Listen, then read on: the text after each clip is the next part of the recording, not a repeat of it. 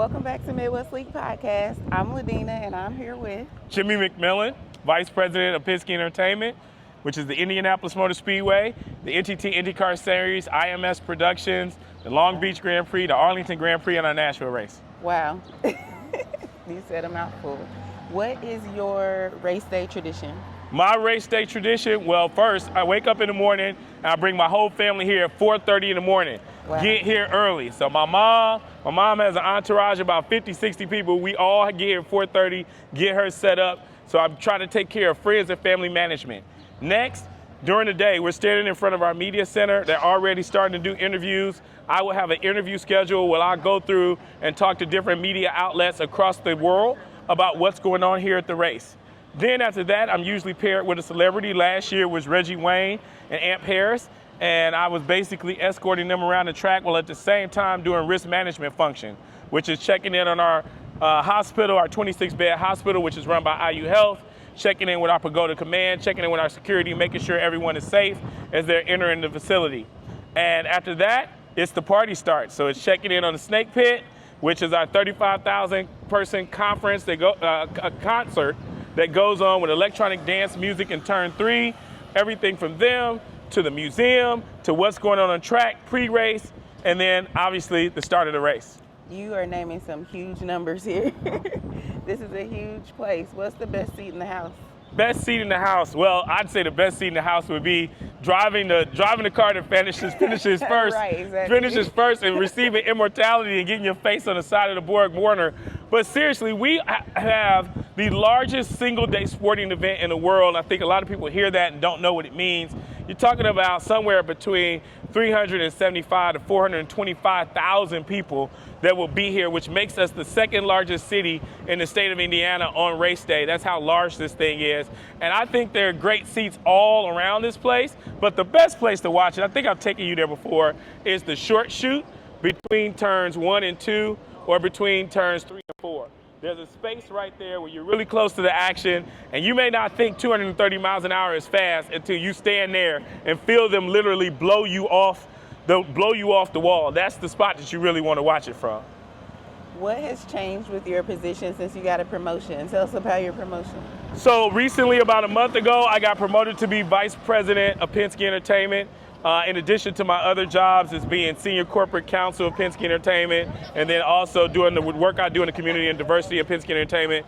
The new job requires me to do a lot of promotion of our events here at the Indianapolis Motor Speedway, but also our events in Nashville, Long Beach, and Arlington, going out in the community, working in an external manner, and making sure that people know about our sport, are excited about our sport, buy tickets, engage in sponsorships. I'm also working on our new events. So I sit with our leadership team, our CEO, our president, and work on really learning the business behind what we do, how we plan, coordinate, organize, and work with different organizations to put on really premier motorsports racing events.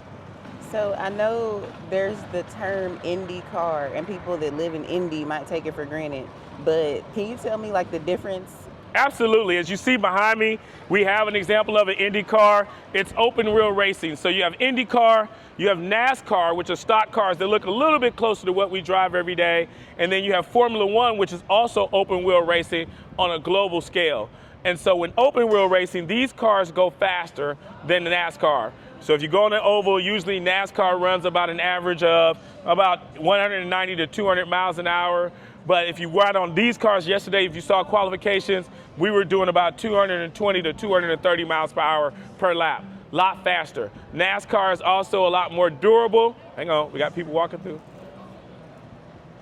We got fans here. NASCAR, our cars are more durable. So in these cars, you're trying to avoid hitting each other. You're using the draft, you're using aerodynamics, you're using scientific principles to pass, make passes to gain speed. And NASCAR, they're doing the same thing, but they're able to hit each other, bump each other, trade pace, so to speak, and they're heavier cars. Formula One, you can barely touch. There's a joke, if you scratch the paint, you're probably out of the race. And so very, very, very timid cars. Formula One does not race on ovals. They only race on road courses and street courses. We obviously race on oval. Our largest race, the Indianapolis 500, is on the oval. And then, of course, NASCAR races on ovals, road courses, and street courses. So a lot more diversity in the tracks that the two of our series race on. Now, when people come from around the world to Indianapolis, of course. Yes. What is the highlight of the day? Like when people come and you say they get here at 4:30 in the morning, people want to see a certain thing at the beginning of the race, right? What would you say that is? For some people, it's the Gordon Pipers. If you ever watched the movie Braveheart, there's a group of Scottish bagpipe players who march behind the Borg Warner Trophy around the track. That's always special for me. You know it's race day when you hear that sound. For some people, it's the food, it's the turkey legs. They're walking around, they got their favorite food they want to eat. For some people, it's the singing of Back Home Again in Indiana, which is a special moment for all of us. For some of us, it's the recognition of our veterans. The Indianapolis 500 takes place on Memorial Day weekend, and so we celebrate our veterans. There's a moment of silence for our veterans where this whole place will go dead silent in recognition for our veterans. For some people, it's the flyover. We have the most crazy, ridiculous flyovers of all time. It's hard for me to go to a normal sporting event that's indoors because I'm always looking to the sky for the flyovers. We have not just one, sometimes it feels like it's 4 or 5 flyovers. Certainly the concert, the Snake Pit concert, where you have 5 or 6 of the best DJs in the world turning up, pyrotechnics, smoke, water cannons. I mean, it is a party like you wouldn't believe over in the Snake Pit. So everybody has their thing, and that's, the beauty of the day. Stars are here, celebrities are here, athletes are here. You don't know who you're gonna pass by, walk by, and just the whole vibe that this is what we do here, not only in the state of Indiana, but around the world. This is the premier motorsports event around the world, and everybody wants to come here and be here on race day. And this year, it's sold out. Second year in a row, right? Well, we've sold out in 2016, we sold the entire facility out. Last year, we sold the grandstands out. This year, we sold the grandstands out, and we believe that by the end of the week, with the weather forecast we have today, that we will sell out general admission. So get your tickets now so that you can come in early. There's also a chance you come in early, go to the museum. We have a $60 million renovation in the museum. It's absolutely beautiful, educational, and informative. So that also is something that you can do while you're here. What do you say to people that have never been to the race, that it's not a part of their family tradition and they're just really unfamiliar? Well, I'm hoping you haven't gone maybe just because you didn't understand the sport, or you haven't gone because you haven't been invited. I'm hoping it's not because you felt like you weren't wanted, or you weren't welcome, or there wasn't something for you here, because that is not true. We are proving every single day. We are bringing in groups with a mission to invite 10,000 new and diverse fans to the track every year. Last year we did 17,000, and I'm telling you that people come here and they have a good time. So this is the year you should go. This is the years you should experience it. When people ask you, have you ever been to the track? I want you to be able to say, yes, I know what it's like, I've seen it, because you can't get it from watching it on TV. You have to actually be here to see 33 cars going over 230 miles per hour for 3.5 hours and see the excitement, feel the energy, understand that these drivers are doing something that is really incredible in terms of just the course of human experience, technology, and the amazing energy of the pit stops. All it goes in for somebody to finally win immortality and say, I won the Indianapolis 500, and for you to be able to say, I was there when it happened.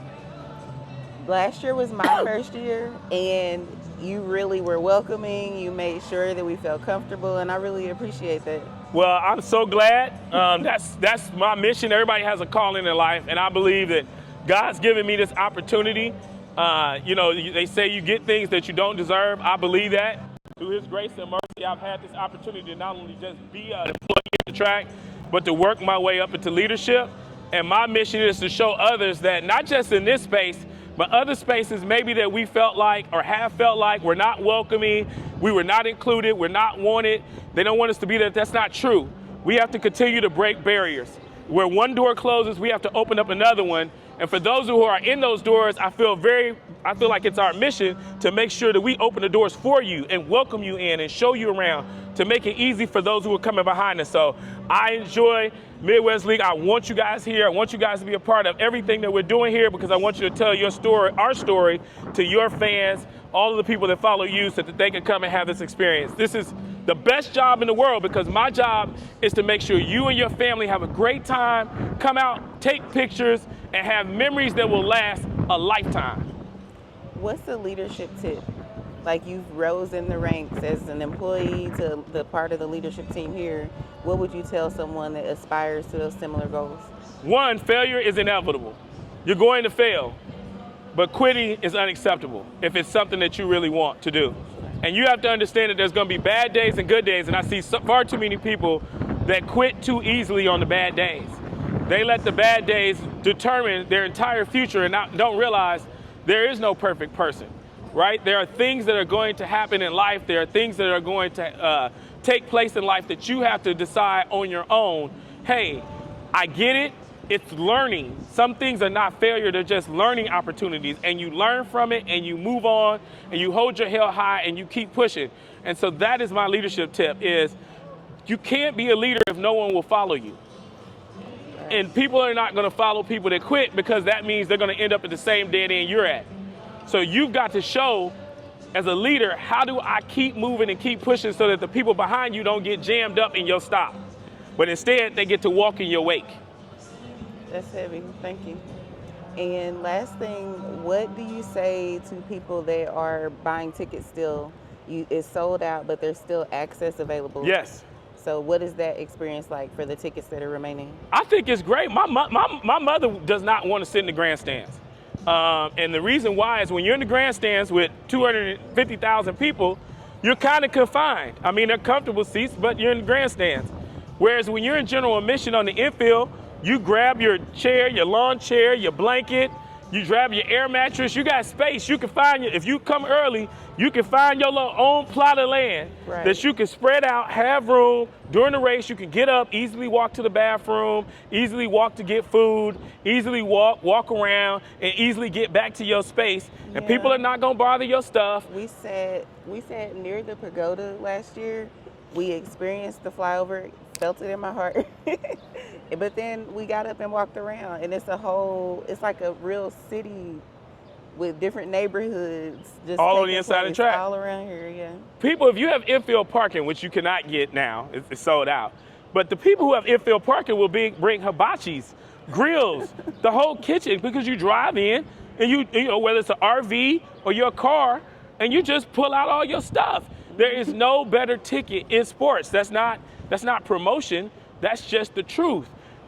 To be able to bring all your kids 15 and under, and for them to grow up in this community and have never gone to the race, I think that's a real shame, because if you take them to the Colts game, you got to pay. If you take them to the Pacers game, you got to pay. And then once you pay to get in, you got to feed them. Here, you can bring all of that stuff, and they can have a great time eating their favorite snack and drinking their favorite drink. And then you don't have to have the added expense. So that is a big reason to come. In this position in leadership, that means you have a lot of people that look to you for guidance. How many employees here?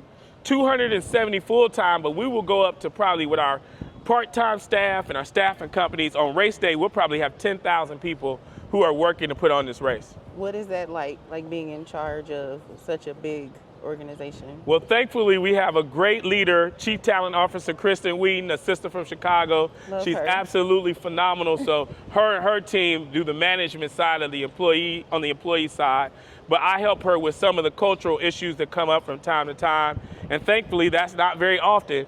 But both of us, including our leadership of Doug Bowles, who's our president, Mark Miles, who's our CEO, Allison Blankton, who's our head of marketing, we all are of one mind of making this place the greatest place to work and the best place to work in the world. We've won awards, right? We won awards for that.